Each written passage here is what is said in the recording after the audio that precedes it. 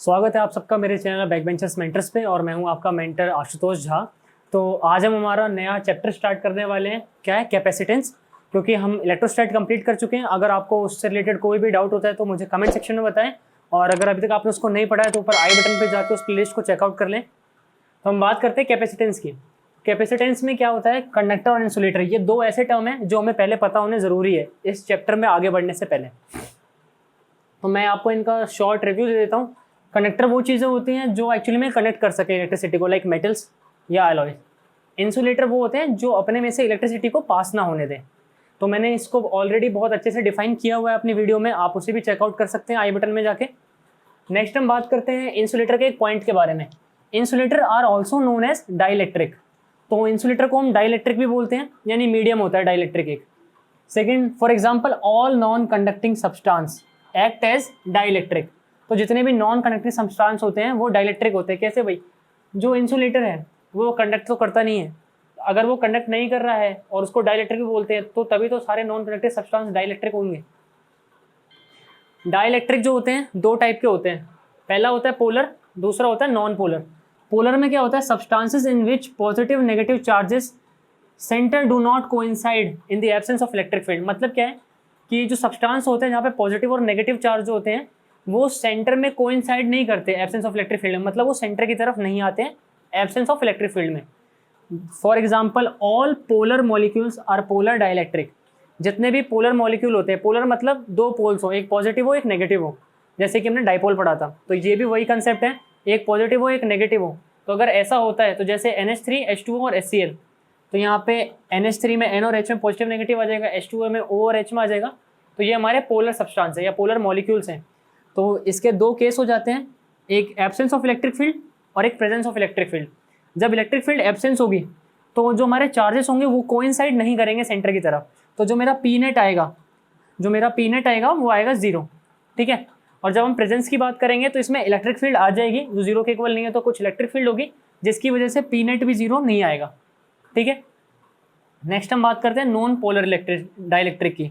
तो इसमें भी सेम ही होता है, बस फर्क इतना है कि पॉजिटिव और नेगेटिव चार्ज जो होते हैं वो कोइंसाइड कर जाते हैं एब्सेंस ऑफ इलेक्ट्रिक फील्ड में।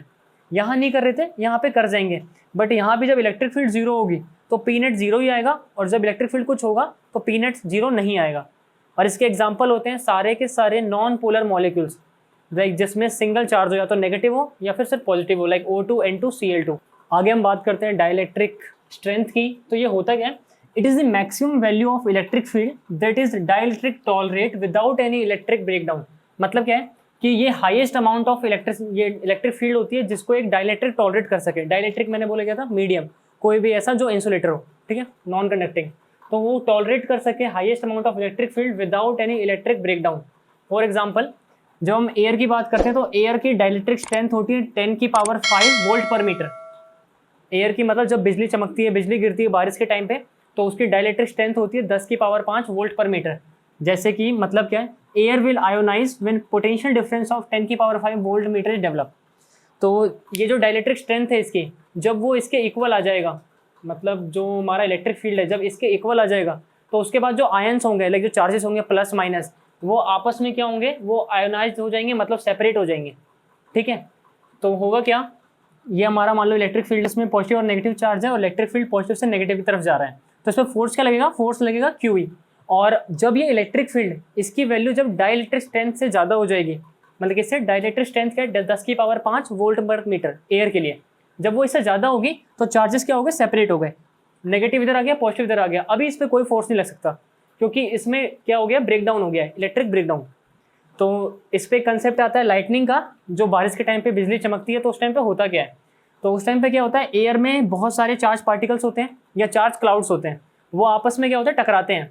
तो टकराने की वजह से वहाँ पे क्या होगा? वहाँ पे वोल्टेज हाई हो जाएगा, हाई पोटेंशियल आ जाएगा, और हाई पोटेंशियल आने के बाद जो उसकी डाइलेक्ट्रिक स्ट्रेंथ है 10⁵ वोल्ट मीटर, वो जैसे ही उसको अचीव करेगा, अचीव करने के बाद बिजली चमकती है और बिजली गिरती है कहीं पे, तो जब ये अचीव हो जाता है, यानी इतना इलेक्ट्रिक पोटेंशियल अचीव हो जाता है, तो जो चार्जेस होते हैं वो आपस में क्या हो जाते हैं? वो सेपरेट हो जाते हैं, मतलब आयोनाइज हो जाते हैं।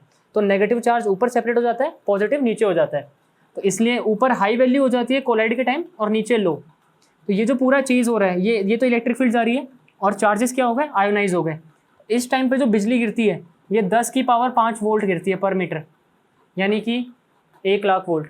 इतने पोटेंशियल की बिजली गिरती है जो कि बहुत ज़्यादा है, इनफ है किसी भी चीज़ को ख़त्म करने के लिए। तो हम इस पर डेफिनेशन देख लेते हैं। फ्लो ऑफ चार्जेस को क्या बोलते हैं? करंट बोलते हैं। और ये जो करंट होता है यही लाइटनिंग होती है। तो आज की वीडियो में सिर्फ इतना ही।